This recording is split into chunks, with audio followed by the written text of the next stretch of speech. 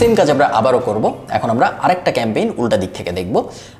জানি না আপনারা জানেন নাকি, যারা আমার ইউটিউব চ্যানেল ফলো করেন তারা হয়তো জানেন, অনেক আগে আমরা একটা ব্যবসা শুরু করেছিলাম, যে ব্যবসাটার নাম ছিল ক্যাজুয়াল ফ্রাইডে।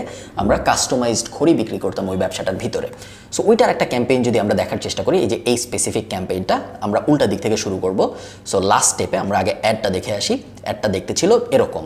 সো আপনারা দেখতে পাচ্ছেন একটা ইমেজ হেভি অ্যাড ছিল, লেখা ছিল inbox us to buy your favorite TV show themed wall clock today, home delivery all across Bangladesh. এটা একটা বেনিফিট, এবং এটা আমরা ক্লিয়ারলি বলেছিলাম যে সাধারণত হোম ডেলিভারি ঢাকায় দেয় মানুষ, অল অ্যাক্রস বাংলাদেশ। গ্রেট কোয়ালিটির একটা পেইন পয়েন্ট আমরা সলভ করার চেষ্টা করেছিলাম। অনেকে ব্যাটারি ইনক্লুড করে দেয় না, সো স্পেসিফিক্যালি আমরা বলে দিয়েছিলাম 1AA battery is included. Price আমরা বলে দিয়েছিলাম এবং সিম্পলি ডিএমএস বা আমাদের মেসেজ পাঠাতে বলেছিলাম, এবং আমরা নিচে বলে দিয়েছিলাম আপনি চাইলে যদি আমাদের ডিজাইন যদি আপনাদের পছন্দ না হয়, সেই ক্ষেত্রে আপনারা চাইলে নিজের ডিজাইনও দিতে পারেন। এই ছিল আমাদের অ্যাড। এবং আমরা যদি উল্টা দিকে আসি, এখন বোঝার চেষ্টা করি এই অ্যাডটা কীরকম পারফর্ম করেছে। আপনি দেখতে পারবেন ক্যাম্পেইনের ভিতরে যদি আসি, নিচের দিকে যদি নামি, এটা হলো আমাদের এই অ্যাডটা। এই অ্যাডটার জন্য আমরা টোটাল খরচ করেছি $24, এবং $24 খরচ করার বদলে আমরা মেসেজ পেয়েছি 65টা। এবং আমি এই মুহূর্তে ঠিক মনে করতে পারছি না 65টা মেসেজের মধ্যে কতগুলা কাস্টমার হয়েছিল, বাট আমার ধারণা 65টা মেসেজের মধ্যে 5টা 10টা কাস্টমার হয়েছিল আমাদের। সো সোজা কথা, ক্যাম্পেইনটা খুব ভালো পারফর্ম করেছিল। এটাও ছিল একটা মেসেঞ্জার ক্যাম্পেইন, ঠিক লিড ক্যাম্পেইন না, কারণ এখানে আমরা মানুষকে মেসেজ পাঠাতে বলেছিলাম সরাসরি।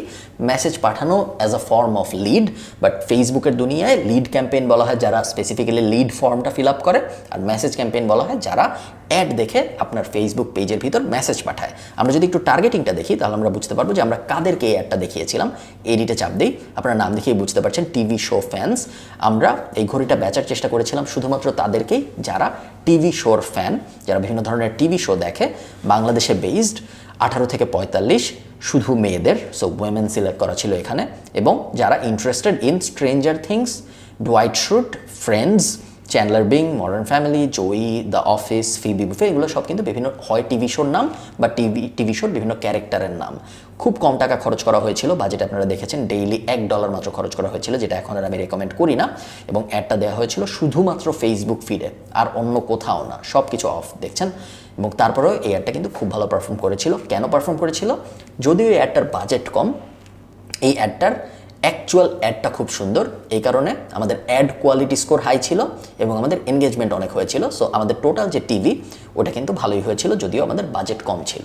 সো যখন আপনার বাজেট কম থাকবে বা যখন আপনি কম বাজেট নিয়ে ডিল করার চেষ্টা করবেন, তখন চেষ্টা করবেন অ্যাডের অ্যাকচুয়াল কপিটা ওইটা এত সুন্দর করতে। আমাদের ডিজাইন মানুষ এত পছন্দ করেছিল যে ওই ডিজাইন এবং ওই ডিজাইনের রেসপন্স, লাভ, রিয়াকশন, লাইক, এগুলো এনাফ আমাদের টিভি স্কোর বাড়িয়ে দিয়েছিল, টোটাল ভ্যালু বাড়িয়ে দিয়েছিল, যদিও আমাদের বাজেট কিন্তু বেশ কম ছিল।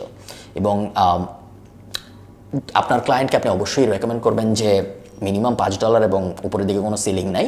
বাট যদি কখনো উনি আপনাকে খুব ভালো বাজেট দিতে না পারে, তাহলে অবশ্যই ওনার সাথে আপনার ওপেনলি কনসাল্ট করতে হবে যে তাহলে আমাকে ভালো ইমেজ দিতে হবে, ভালো গ্রাফিক্স দিতে হবে, ভালো একটা কপি লেখার জন্য এনাফ আইডিয়া দিতে হবে বা এনাফ ইনফরমেশন দিতে হবে।